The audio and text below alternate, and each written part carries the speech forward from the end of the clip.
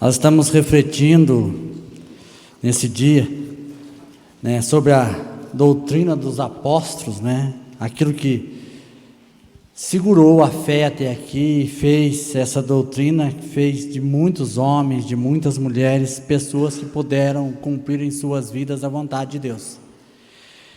Nós sabemos que o Espírito Santo, ele age, ele atua na igreja, ele atua nos cristãos, para continuar esse processo, né, esse processo da ação de Deus sobre nós. E o Tatá nos falava sobre o momento que nós estamos vivendo, e o momento que nós estamos vivendo é um momento bastante complicado, né, para nós vivermos a nossa fé.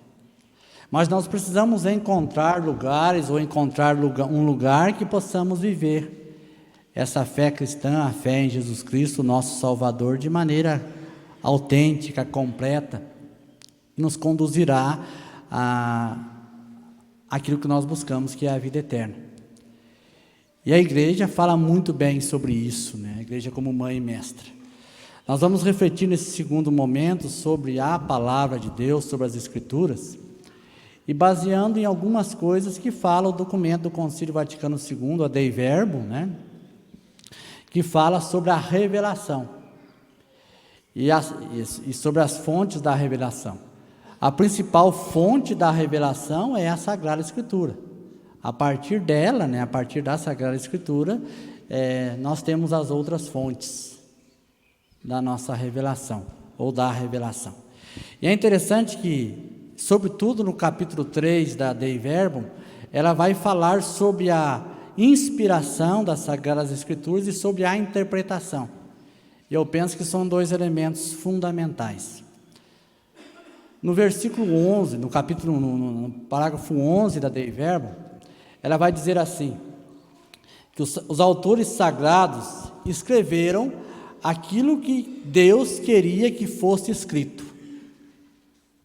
Aquilo que está escrito na Sagrada Escritura, que os autores escreveram, eles escreveram aquilo que Deus fosse escrito. E eles dizem assim, ela diz assim: e nós devemos professar que os livros da Sagrada Escritura ensinam com certeza, fielmente e sem erros, a verdade que Deus, em vista da nossa salvação, fosse consignada nas Escrituras. Vou repetir essa segunda parte. Nós devemos professar que os livros da Sagrada Escritura ensinam com certeza, fielmente e sem erro, a verdade que Deus, em vista da nossa salvação, fosse consignada nas Escrituras. Por isso que a palavra de Deus não é um simples conhecimento, mas é a verdade de Deus.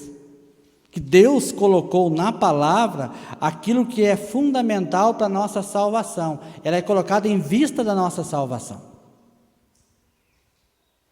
Tanto que o São Paulo, a Tessalonicenses, ele vai dizer que vocês acolheram a palavra não como palavra humana, mas como palavra de Deus. E esse texto que a Lara rezava com a gente, vai afirmar isso na carta aos Hebreus, né? Que essa palavra, a palavra de Deus, ela é uma palavra viva e eficaz.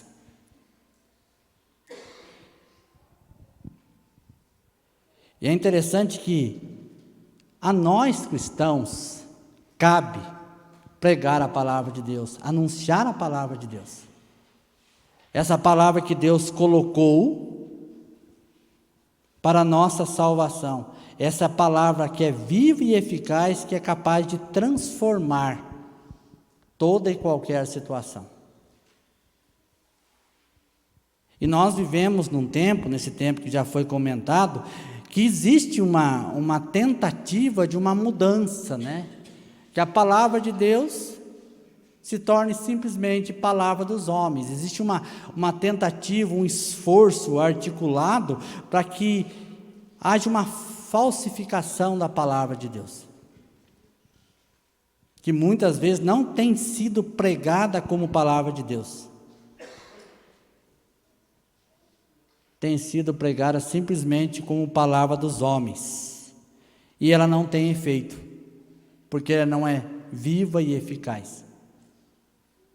Essa palavra que ela é pregada, ela acaba sendo um parasita, né, da palavra de Deus. Não tem frutos, ela é sem eficácia. Às vezes, e nós vemos muito isso, essa palavra muitas vezes pregada, anunciada, essa palavra que vem sendo falsificada, ela pode até fazer bem aos ouvidos, né? Pode até fazer bem para a inteligência, mas ela não atinge o coração. Ela não atinge o coração. Ela não muda o coração. Ela não, como diz a carta aos Hebreus, ela não é viva, ela não é eficaz, ela não produz os frutos verdadeiros. Bento XVI, ele fala sobre isso, ele vai sobre a palavra, falando sobre a palavra evangelho, né? Ele vai dizer que a palavra evangelho faz parte da linguagem do imperador, né? O imperador, quando queria passar uma notícia, ele dizia que era um evangelho, né? Que a palavra que ele passava era uma mensagem redentora, né? Que não era uma simples notícia. Quando o imperador queria falar com o seu povo, com seus súditos, ele dizia que aquela palavra era um evangelho, que não era uma simples notícia, que era uma palavra que era capaz de mudar o mundo, né? Porque o imperador se fazia passar por Deus, né? Ele queria dizer que era Deus, sem razão, é claro, né? Mas ele pretendia. E os evangelistas, eles vão pegar essa palavra evangelho, palavra de Deus, e vão de fato, né? Eles querem falar exatamente isso, que a palavra de Deus não é um simples discurso, né? Uma simples notícia, mas é algo, não é uma simples informação, mas é algo que transforma, né? É uma ação eficaz, uma ação viva e eficaz, que entra no mundo para curar e transformar. Por isso é palavra de Deus, por isso é evangelho. Ela muda, ela modifica, ela transforma, não como a palavra do imperador, mas como palavra de Deus que penetra, que transforma, né? Ele usa uma expressão muito interessante, né? Que a palavra de Deus, o evangelho não é algo informativo, mas é algo performativo. Algo que dá uma performance, algo que tem uma ação eficaz, que cura e transforma o mundo. Isso é evangelho, isso é palavra de Deus.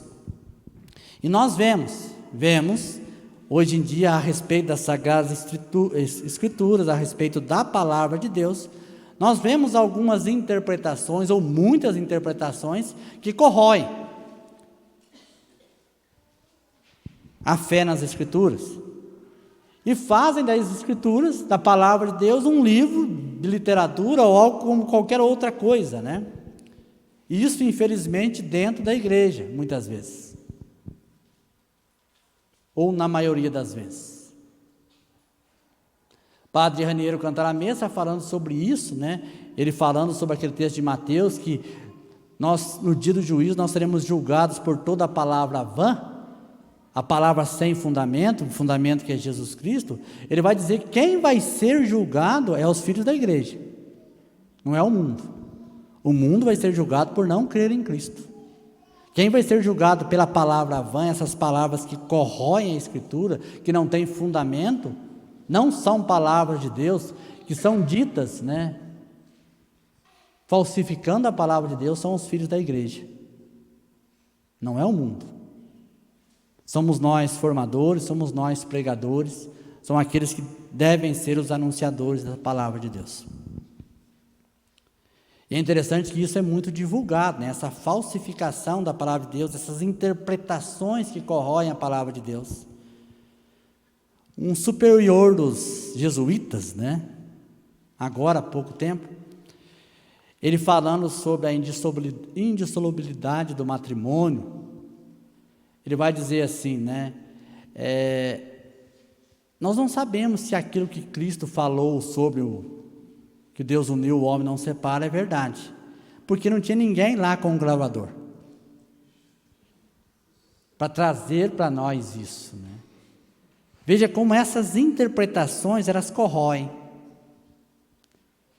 E começam a se desenvolver interpretações, porque existe uma pressão da cultura, uma pressão da sociedade, para que modifiquem a palavra de Deus. E nós vemos isso muito claramente, né, de pessoas importantes em espaços importantes, porque existe uma pressão da cultura, uma pressão da sociedade de temas desse tempo, desse momento da cultura, que querem modificar a palavra de Deus, usando aquela expressão falsificar a palavra de Deus, para acolher essas situações. Como que alguns que falam da palavra de Deus criam voltas e voltas e voltas para justificar na Bíblia o movimento LGBT. Nós vemos isso, vocês já viram isso, eu vejo isso, eu escuto isso muitas vezes. E é interessante que vai desenvolvendo essas interpretações e fazem o quê? Vai dando como autoridade final a consciência do ser humano.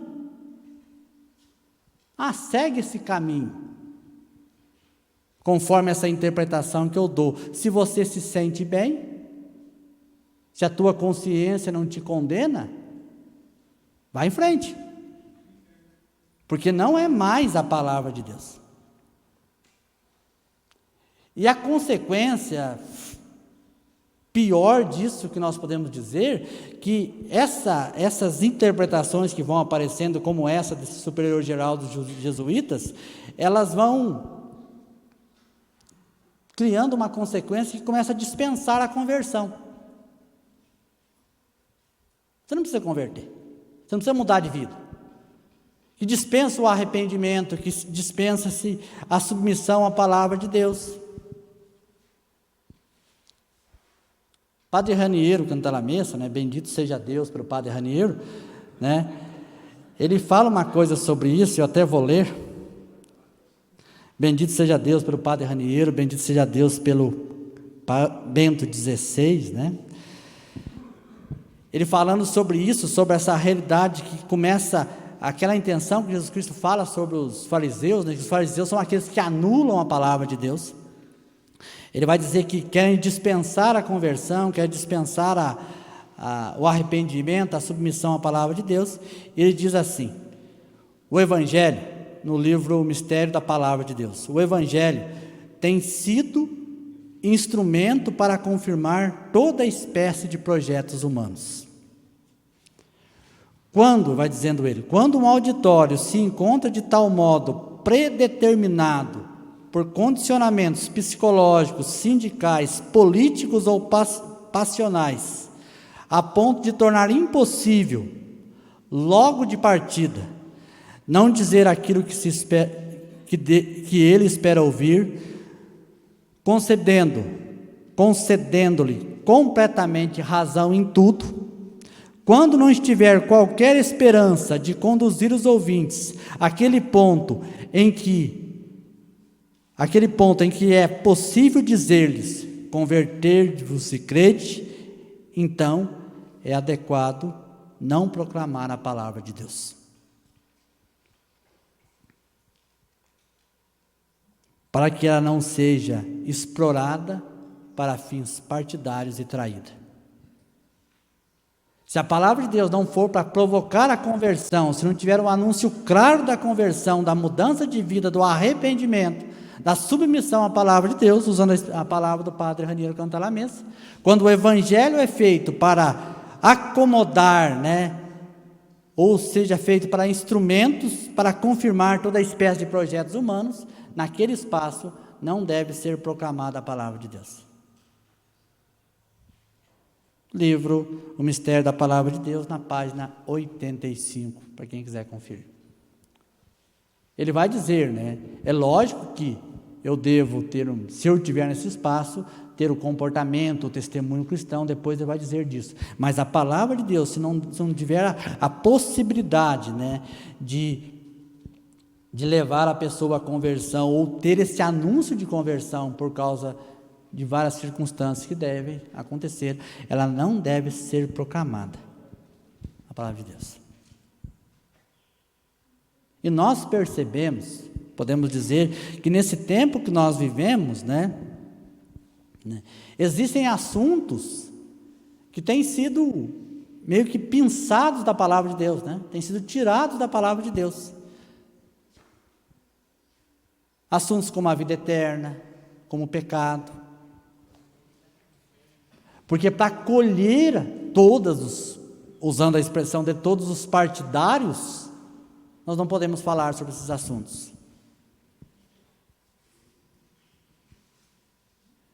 Gente, o povo que mexe com vídeos, grava um vídeo, você tem um propósito naquele vídeo, o que você faz? Você faz a edição do vídeo, para que aquele vídeo sirva para aquela intenção que você tem. É mais ou menos que alguns têm tentado fazer com a palavra de Deus. Tentado editar a palavra de Deus. Fazer uma seleção dos textos da palavra de Deus que devem ser usados para confirmar, como diz o padre, os projetos humanos. Fazemos muitas vezes uma leitura seletiva dos textos da palavra de Deus. Eu não vi isso ainda, mas, sobretudo, diz que algumas regiões da Europa, o Concílio Vaticano II, sobre a liturgia, ele permitiu que se fosse feito a leitura breve do Evangelho, para que, por causa de tempo da missa, criou essa possibilidade de fazer a leitura breve do Evangelho. Tanto que no lecionário tem a leitura, eu não lembro a expressão que usa, e a leitura breve, Mas, usando vamos dizer assim, dessa possibilidade, muitos fazem o quê? Eles fazem a leitura breve, mas tiram os textos dos assuntos que não os interessam, nas missas. Fazem uma seleção desses textos, De uma certa forma, eles pegam a palavra de Deus, pegam aqueles assuntos que interessam para os seus partidos, para os seus ideais, vamos dizer assim, e as outras partes que não interessam, eles tiram. Como sobre o pecado, sobre a conversão, sobre a vida eterna, sobre o julgamento.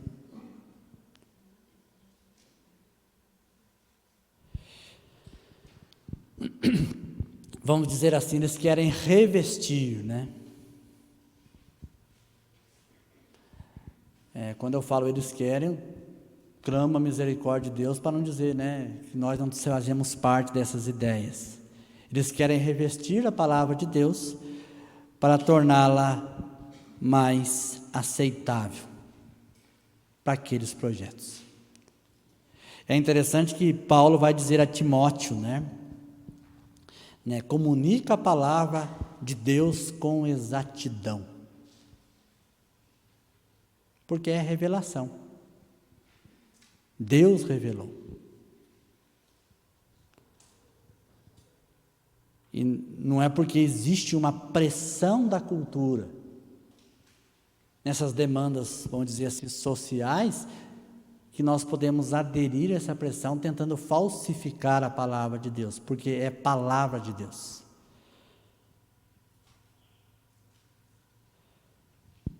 Porque nós temos que fazer a distinção, porque a palavra de Deus, a distinção de qualquer outra palavra. A autoridade da palavra de Deus, Tanto que Jesus Cristo, quando Ele vai enviar os discípulos, o que Ele fala? Não cumprimenteis ninguém pelo caminho. Porque é muito clara a necessidade de perceber que a palavra de Deus é distinta de qualquer outra palavra. Não podemos, confundir, a palavra de Deus não pode ser confundida com outra coisa, qualquer outra coisa que seja, porque ela tem poder. Ela é viva e eficaz. Por quê? Porque a palavra de Deus, a palavra escrita, nos leva ao encontro com a palavra viva. Nos leva ao encontro com Jesus Cristo. Bento XVI vai dizer que por isso nós temos que fazer uma hermenêutica cristológica, né, que vê Jesus Cristo como a chave, que a partir dele, a partir de Jesus Cristo, nós vamos compreender a Bíblia em sua unidade, toda a Bíblia. E ele diz ainda que para esse aprendizado, para esse aprender, né, a compreender a Bíblia em Jesus Cristo, pressupõe uma decisão de fé. Pressupõe uma decisão de fé. Como que Jesus Cristo ensinou os seus discípulos, né, os apóstolos? Foi aquilo que nós chamamos de discipulado, né? Os discípulos estavam com Jesus e Jesus Cristo os ensinou. Isso, discipulado. É dessa forma que Jesus Cristo ensinou. Os apóstolos aprenderam, tiveram essa decisão de fé. E nós vemos no tempo presente que essas interpretações ou essas correntes ideológicas que puxam para um lado, puxam para o outro, elas não produzem discipulado. Porque elas não veem Cristo, né, como a chave para compreender a plenitude da revelação, para compreender a palavra de Deus. Eles trocam Jesus Cristo por outra coisa. Nós vemos algumas correntes, né, uma corrente que ela troca Jesus Cristo pelo pobre. Troca Jesus Cristo pelo pobre. Diz que tem essa igreja por aí, né? Que trocam Jesus Cristo pelo pobre. E uma outra corrente troca Jesus Cristo pela lei. Uma corrente que troca Jesus Cristo pelo pobre, ela produz o quê? Militância ideológica. Uma outra corrente que troca Jesus Cristo pela lei, ela produz o quê? Fariseus. Não produz discípulos. Produz fariseus, não produz discípulos. Por isso que a chave para compreender é Jesus Cristo. Que o Evangelho nos leva, a palavra de Deus nos leva a converter a Jesus, a aceitar Jesus Cristo como Senhor de nossa vida, a aceitar Jesus Cristo como fundamento da sociedade, aceitar Jesus Cristo como fundamento de todas as coisas.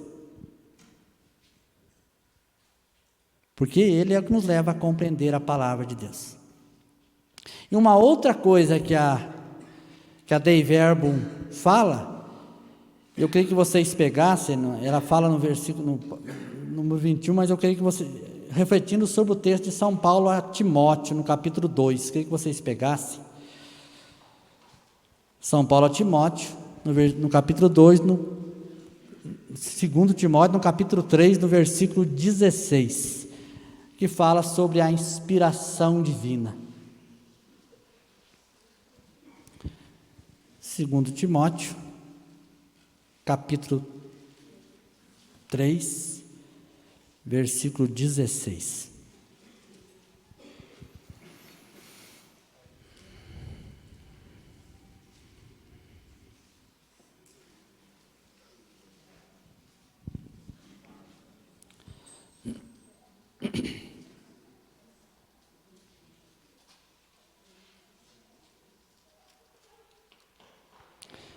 Aí diz o texto: toda a Escritura é inspirada por Deus e útil para instruir, para refutar, para corrigir, para educar na justiça. Nós vamos prestar atenção nessa parte, é inspirada por Deus. A nossa tradução, a nossa tradução para o português, ela vai trazer a palavra inspirada por Deus. O original dessa duas palavras, o original dessa expressão inspirada por Deus é uma palavra só, que vou pronunciar, não de maneira correta, mas quer dizer theopneustos. Uma palavra só que tem dois vocábulos. Theo, quer dizer Deus, e pneustos, de pneuma, de espírito. Ela traz, nessa mesma palavra, esses dois vocábulos, que tem dois significados fundamentais na nossa compreensão, vamos dizer assim, da palavra de Deus. Um primeiro significado, um significado conhecido, muito bem conhecido, e o outro significado que também é conhecido essa expressão teopneus, né, inspirada por Deus, que é negligenciado. Também é conhecido, mas nós negligenciamos.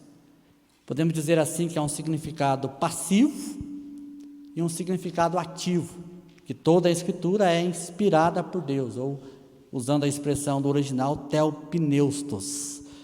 O que é o significado passivo? Né? Que a Escritura é inspirada por Deus. É Deus que falou, é Deus que fala nas Escrituras. Aquilo que a carta de São Pedro vai dizer assim, né, que foi sob o impulso do Espírito que pessoas humanas falaram da parte de Deus. Isso é a doutrina, vamos dizer assim, do nosso credo, né? Que constitui a doutrina clássica do nosso credo, né? Que a inspiração divina das Escrituras foi o Espírito que falou pelos profetas, né? Isso que nós professamos no nosso credo. É Deus, nesse sentido passivo, é Deus que fala por meio dos homens nas Escrituras. Deus falando. E Deus usa das faculdades humanas, das faculdades do homem, as faculdades humanas, da vontade, da inteligência, da fantasia, do coração para Ele falar. Deus que fala através dos homens. E essa ação, né, a ação dessa realidade, chama-se de realidade teândrica, ou seja, a Escritura, ela é plenamente divina e ela também é plenamente humana. Deus fala por meio dos homens.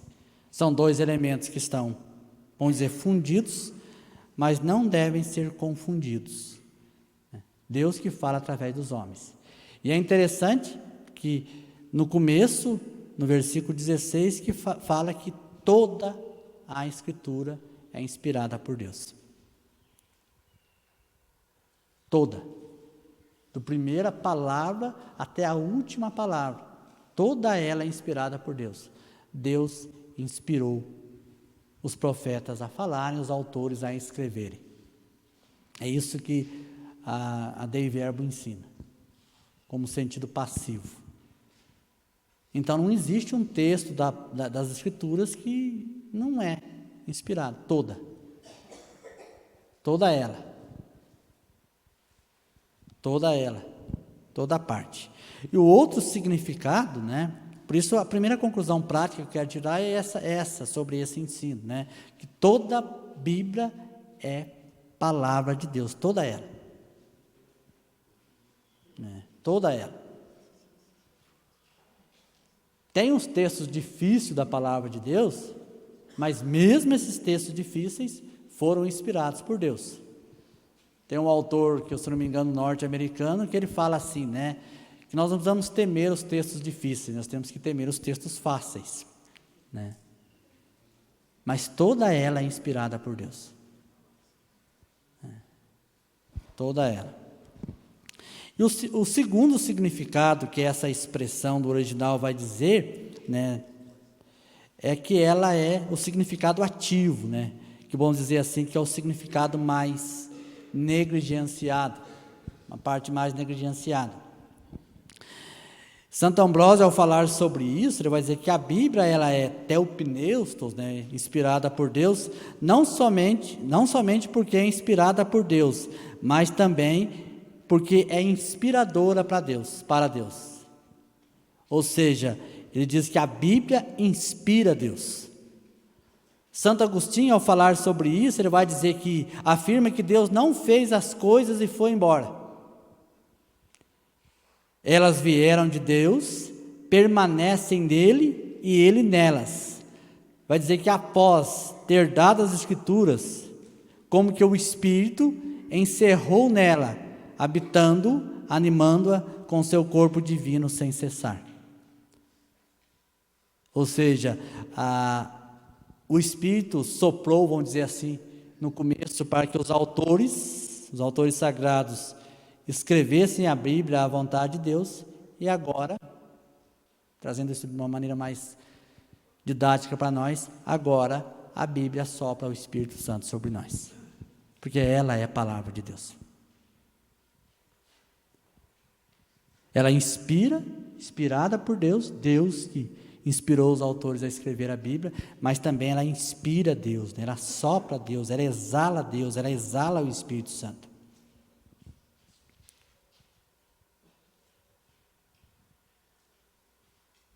Por isso, palavra de Deus, ela não é uma simples literatura, não é um livro de reflexão, não é um livro histórico. O Padre Raniero Cantalamessa vai dizer que a Bíblia, ela foi escrita para a prática. Se existe uma hermenêutica, um estudo da Bíblia, tem que ser em sentido da prática, da vivência dela.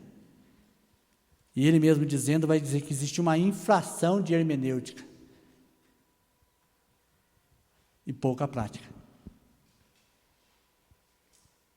Por isso, dessa dimensão, né, nós podemos dizer dessa dimensão que a Bíblia inspira Deus, existe um desenvolvimento, um progresso, né, um progresso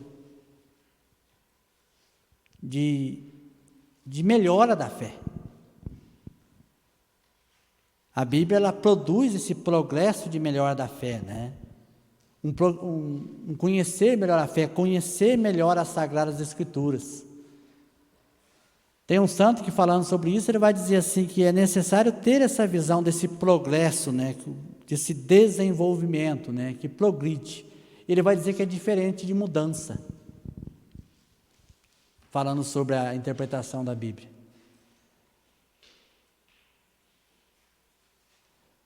Isso é muito claro, né, se nós pensarmos atenção, né, porque o que acontece com a mudança? A mudança faz uma outra coisa, faz da palavra de Deus uma outra coisa, né? Muda o sentido, muda o objetivo. Nós podemos perceber bem essa questão com um exemplo, pegando o texto do que Deus uniu, o homem não separa. Né, que Jesus vai usar. Nós prestarmos atenção no progresso que nós tivemos nesse texto, falando sobre o progresso, sobretudo com o Papa João Paulo II, né? Como que o Papa João Paulo II, ele fundamentou, ele deu compreensão à questão do casamento, do matrimônio. Falando sobre que o casal, o homem e a mulher, são uma expressão do amor de Deus, eles revelam Deus.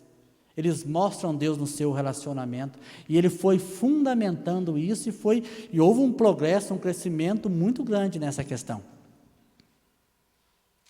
fazendo dessa verdade de fé, da indissolubilidade do matrimônio, uma compreensão muito maior. Nós podemos dizer que nós temos muito mais compreensão sobre o sacramento do matrimônio, com certeza, do que tinham os cristãos há 100 anos atrás. Mas quando você pega essa visão desse superior geral dos jesuítas, que vai dizer, sabe o que Jesus Cristo quis dizer isso mesmo? O que é isso? Ele propõe uma mudança.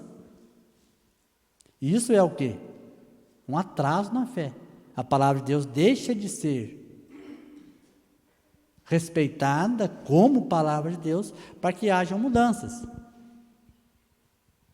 Não houve um progresso. E isso está sendo metralhado o tempo todo. O tempo todo. O tempo todo. Por isso que nós temos que ter essa atitude, essa constante atitude, nos voltarmos para a palavra de Deus como palavra de Deus. É Deus quem fala. É Deus que está dizendo. E fazer dela a nossa prática de vida.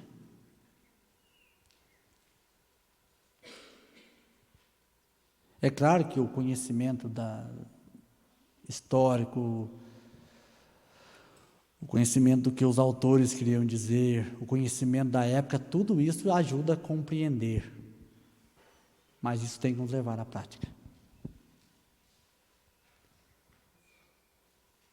Nos levar a viver como cristãos. Porque é ela que dá segurança nesse tempo. E trazendo para a nossa prática, para o nosso dia a dia, nesse mundo polarizado que nós estamos, nessa visão de confusão que nós vemos, às vezes até dentro da própria igreja, nós como comunidade de Avenice, nós temos que dar essa segurança às pessoas. Eles têm que olhar para nós, que estamos à frente dos ministérios, dos serviços, e ver que nós vamos ser fiel à palavra de Deus. Dentro daquilo que a igreja nos ensina, dentro daquilo que o magistério nos ensina, nós não vamos mudar ou tentar adequar ou editar a palavra em uma milésima de uma vírgula. Em nenhum momento. Isso não vai acontecer. Pode a cultura pressionar, a sociedade pressionar, o que for, nós vamos resistir.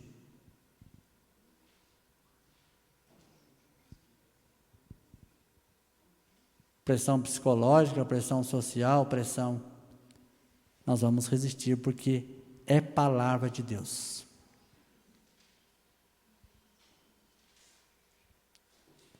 Eu sei que muitas vezes nós procuramos, existe muita informação, né?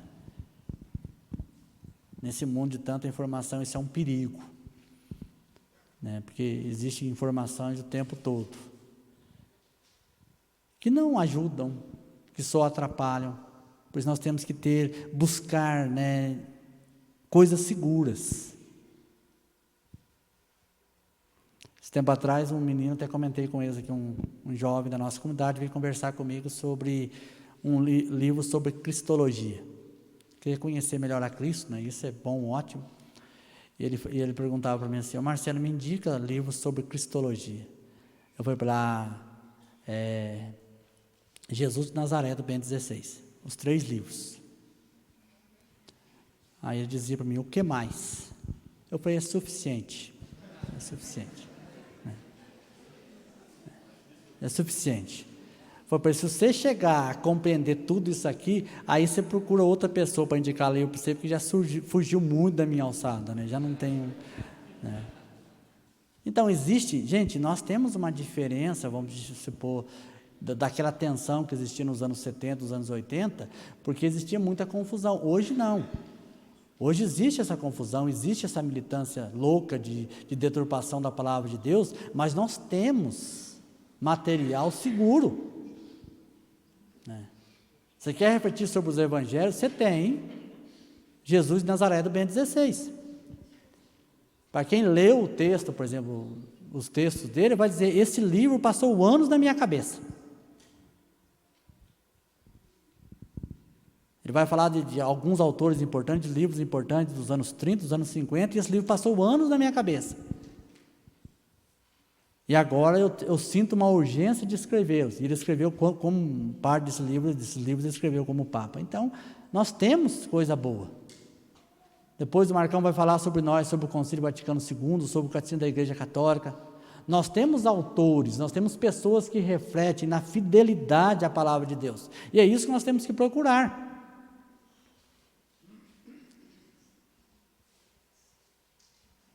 Nós temos Padre Raniero cantar a missa, e coisas que valem a pena, que vão fazer você progredir na fé, vão fazer você crescer na fé. É isso que nós temos que buscar. Aí surgem esses ventos de doutrina, como diz São Paulo aos Efésios, que acabam perturbando, que acabam confundindo.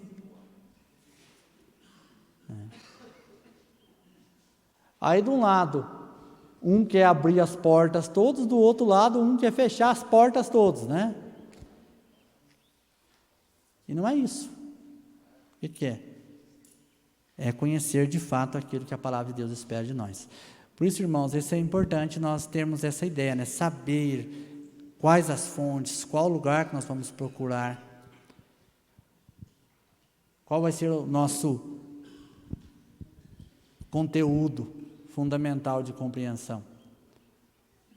Já cito, né? Não, quero conhecer mais a Bíblia, Jesus de Nazaré, Bento 16, os 3 livros.